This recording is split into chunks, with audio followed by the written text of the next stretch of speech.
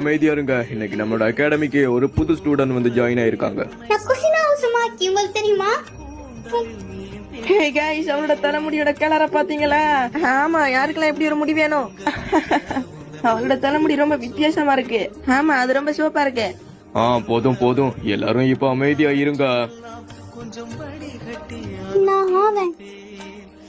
நான் கண்டிப்பா லிட்டில் வில்லேஜோட முதல் லேடி ஒக்காவேவா ஆவேன்.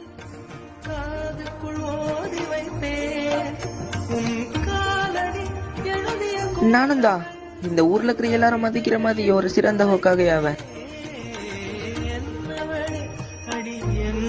நான் உன்னை காப்பாதான் வந்திருக்கேன்.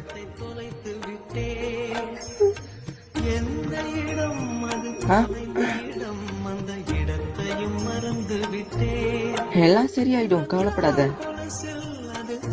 கொஞ்சம் இரு. உங்களோட முடி அது ரொம்ப அழகா இருக்கு தெரியுமா?